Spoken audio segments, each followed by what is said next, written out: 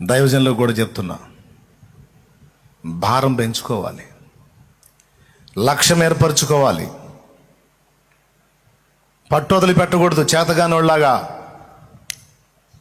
చేతగాని అసమర్థుల్లాగా, దద్దమ్మలాగా పట్టు వదలకూడదు. పశువుని చూసి పాఠం నేర్చుకోవాలి. పక్షిని చూసి పాఠం నేర్చుకోవాలి.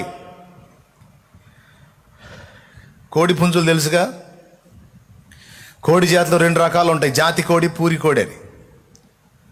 పూరి కోడి కూడా ఎదుటి కోడి మీద పందెం చేస్తుంటుంది, కొడుతుంటుంది. పందాలు 2 జరుగుతాయి, జాతి కోళ్ళు, జాతి తక్కువ కోళ్ళ పోరాటాలు. జాతి తక్కువ కోడి ఉంటుంది, దెబ్బల మీద తిరుగుతూ ఉంటుంది. అది కూడా కోత వేస్తుంది, దెబ్బల మీద తిరుగుతూ ఉంటుంది. దాన్ని తీసుకెళ్ళి పందెంలో వేస్తే అవతలి కోడి కత్తి తగిలిందాక ఎగిరెగిరి కొడుతుంటుంది. ఇది అవతలి కోడి కత్తి తగిలిందనుకో, దీనికి ఇక గగనాలు లేచిపోయింది, ఎటుపోయింది అంతుండదు. పూరి కోడి లక్షణం అది. జాతి కోడి అట్లా కాదు.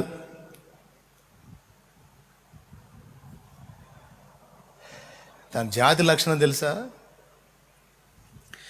గాయం తగిలే కొద్దీ రేగిద్ది, 2 చంపనన్నా చంపాలా, ఎలలో చావనన్నా చావాలా. వెన్ను చూపి పారిపోవటం, లక్ష్యాన్ని వదిలిపెట్టి దద్దమ్మలాగా పరారైపోవటం దాని చరిత్రలో ఉండదు. అందుకు అది జాతి కోడి. దైవజనుడా, దేవుని బిడ్డ, నువ్వైనా ఒక లక్ష్యాన్ని ఏర్పరచుకుని దాన్ని సాధించిన దాకా, దాన్ని చేరుకున్నదాకా మళ్ళా వెనక్కి తిరగకూడదు. నాగటి మీద చెయ్యి పెట్టి వెనక తట్టు చూచువాడు నాకు అన్నాడా?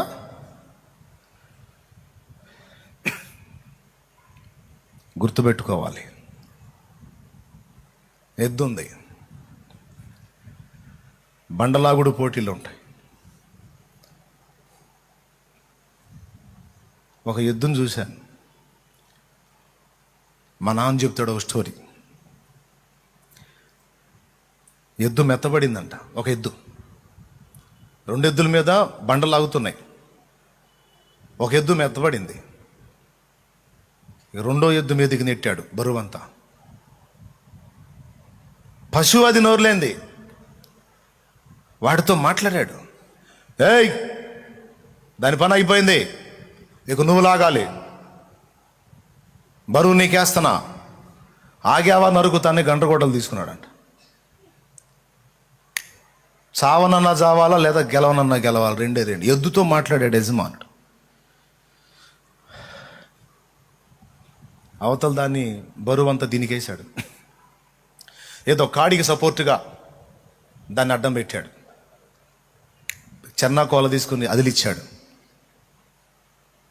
ఆ బండ సదరంగా నేలకు ఆనుకొని ఉంటుంది. బండ ముందుకు సాగాలంటే ముందు బండను పైకెత్తాల ఎద్దు. మోకాలేసి గుద్దితే ఆంతున అలా లేచిందంట బండ. ఇక అలాగా మొత్తం బరువు ఇదే, లాగి లాగి లాగి లాగి లాగి లాగి లాగి లాగి తిరగాల్సిన రౌండ్లన్నీ దాన్ని ఊరకు అడ్డం పెట్టి ఇదే తిరిగి తిరిగి తిరిగి తిరిగి పందెం కొట్టి పెద్ద ఒక అరుపరిసి అలాగ పడిపోయి చచ్చిపోయిందంట.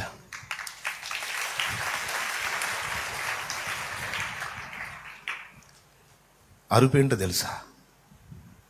యజమానుడా, నీకు గెలుపు తెచ్చాను, చచ్చిపోతున్నాను. ప్రైజ్ ది లార్డ్, హల్లెలూయా. యేసయ్యా, నీ నామాన్ని మహిమపరచు. ఇదిగో ప్రాణం వదులుతున్నానయ్యా అని వదలాల.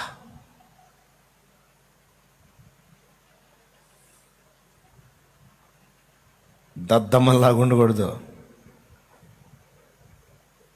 పిరికి పందల్లాగా ఉండకూడదు, వెన్ను చూపేవారిలాగా ఉండకూడదు. దానికి అర్థమైపోయింది, బరువంతా నా మీదే పడింది, నేనే లాగాలి. పట్టిందే, మోకాలేసి నేలను గుద్ది బండను అలా లేపి లాగటం మొదలుపెట్టి విజిలేసి గెలిచింది అన్న దాకా తిరిగింది. పోయి అలాగ దాన్ని పట్టుకున్నాడు, పడిపోయింది, కేకేసి వాలిపోయింది. యజమానుడు దాని మీద పడి పెద్దగా ఏడ్చాడంట. పందెం గెలిచింది, పందెం వచ్చింది కదా, ఇంకెందుకంటే, కాదురా, నన్ను ఘనపరచడానికి దాన్ని ప్రాణం పెట్టిందిరా ఈ ఎద్దు, నా మహిమ కొరకు, నా ఘనత కొరకు దాని ప్రాణాన్ని పెట్టిందిరా. నా పిచ్చి తల్లి, దాని బరువు కూడా దీని మీద వేస్తే 2 బరువులు కలిపి లాగి నన్ను ఘనపరిచిందిరా అని దాన్ని ముద్దులు పెట్టుకొని, చచ్చిపోయిన ఎద్దును ముద్దులు పెట్టుకొని బోరు నెడుస్తున్నాడు. నిజంగా జరిగినాయి. నోరు లేని పశువు అదే. ఎంత ఉత్తముడు మన యజమానుడు, ఎంత గొప్పవాడు.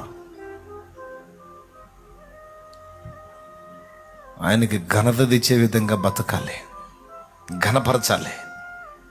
ఒక లక్ష్యాన్ని ఏర్పరచుకొని దాన్ని సాధించి ఆ గెలుపును చూపించి ఊరికిపోయేటప్పుడు, యేసయ్యా యేసయ్యా నిన్ను మహిమపరిచా,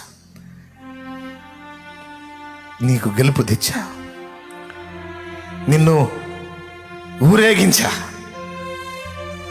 నీ నామాన్ని వేలనోళ్ళు కొనియాడేటట్టు చేశా, ఇదిగో ఇక ఒరిగిపోతున్నాను తండ్రి అంటే నిన్ను ఎదుర్కోవటానికి ఆయన తండ్రి కుడిపార్శ్వమందు లేచి నిలబడతాడా?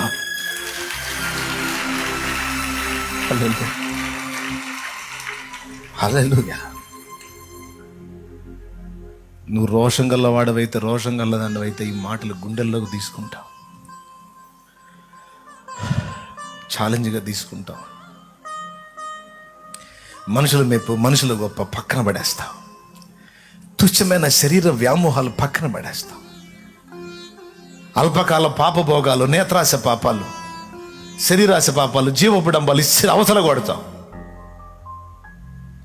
దేవుడిచ్చినటువంటి లక్ష్యాన్ని సాధించడానికి ఖచ్చితంగా కార్యోన్ముఖురాలువై నడుం కడతావు.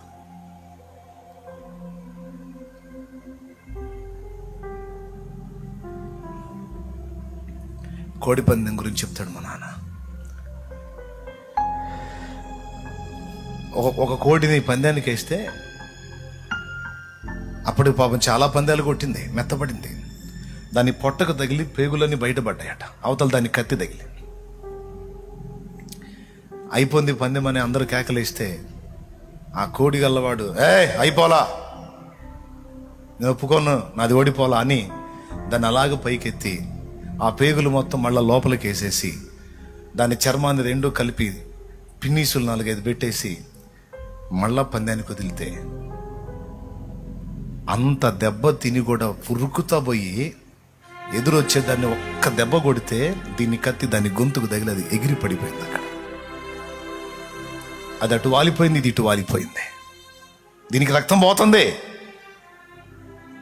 చూడు దాన్ని పట్టు చూడు, ఎంత పక్షి, ఎద్దు, పశు. యజమానుడికి న్యాయం చేయటం కోసం అవి అంకితమైన తీరు చూడు. అఫ్కోర్సు కోడి జాతి లక్షణం అనుకుందాం, కానీ ఎద్దును చూడు. మనం ఆలోచన చేద్దాం. కొంతమందికి ప్రార్థనా భారం పెడతాడు, కొంతమందికి సహోదరుల భారం పెడతాడు, కొంతమంది కొత్త వారిని రక్షణలోకి నడిపిస్తే, కొంతమంది రక్షణలోనికి వచ్చి జారిపోయిన వారిని కాపాడేటువంటి బాధ్యతలోకి వస్తారు. గలతీ పత్రిక 6వ అధ్యాయం చూస్తే ఆ మాట మనకు దొరుకుతుంది. 1వ వచనం నుంచి చదివితే త్వరగా.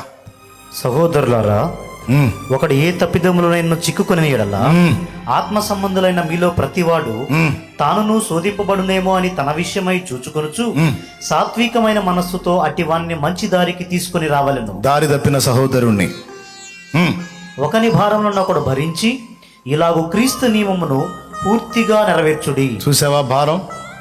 అదొక భారం. కొంతమందికి సహోదరుల భారం ఇస్తాడు. ఆత్మీయంగా దిగజారిపోయి వెనక్కి జారిపోయిన వారిని వెతుక్కొని వారిని తిరిగి బలపరుచుకొని మళ్ళా సహవాసంలో గలుపుతూ ఉంటారు బర్నబా లాంటి వాళ్ళు, హెచ్చరిక పుత్రులు. తారుసు వెళ్ళిపోయిన సౌలుని వెతుక్కుంటా పోయి మళ్ళా తీసుకొచ్చి మందలో కలిపాడు బర్నబా. కొంతమందికి పౌలు భారం, కొంతమందికి బర్నబాల భారం, కొంతమందికి మోషే భారం. వీరులు పోరాడే వాళ్ళు యుద్ధ రంగంలో పోరాడుతూ ఆత్మల కొరకు అహర్నిశలు శ్రమిస్తే వారి పక్షంగా మోసే వాళ్ళ చేతులెత్తి రాత్రులు మేలుకొని పగళ్ళు ప్రయాసపడి మొర్రపెట్టి అంగాలార్చేటువంటి మోషేలు కొంతమందికి వాళ్ళకి భారం, దేవుడిచ్చిన భారం.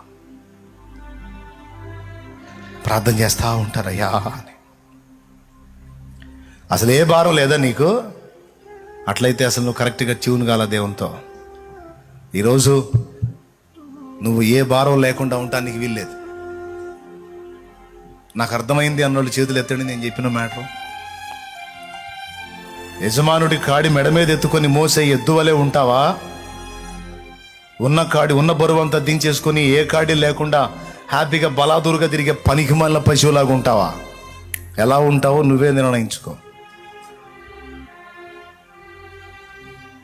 యజమానుని ఘనతను దృష్టిలో పెట్టుకొని పందెం గెలిచి కేక వేసి చచ్చిన ఎద్దువలే నువ్వు ఉంటావా దైవజనుడా? లేకపోతే అల్ప విజయాలతో సంతోషపడి ఏదో కొద్దిగా సాధించావులేని అంతటితో ఆగిపోయే పనికిమాలిన మార్గాల్లో ఉంటావా? రంది ఉండాలి, కసి ఉండాలి, పట్టుదల ఉండాలి, ఒక గురి ఉండాలి, దాన్ని సాధించడానికి పట్టుదల ఉండాలి. దద్దమ్మలాగా ఉండకూడదు. మీలో రోషం గల వారు చాలామంది ఉన్నారని నేను అనుకుంటున్నా. మీరు ఎలా తయారవుతారో నిర్ణయం మీదే.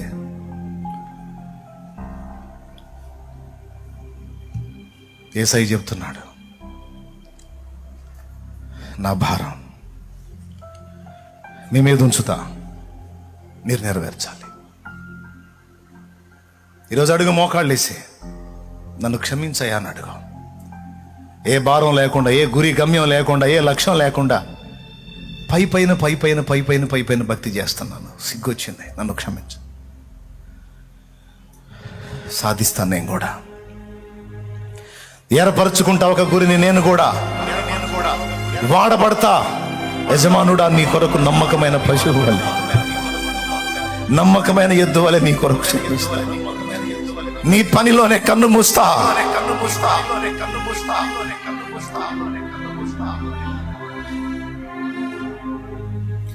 ఒక నక్షత్రం దిగిపోతుందంటే ఇంకొక నక్షత్రం పైకి లేవాలి.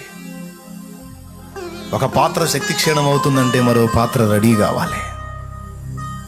ఒక వీరుడు అస్తమించే సమయం వచ్చింది అంటే మరో వీరుడు లేవాలి.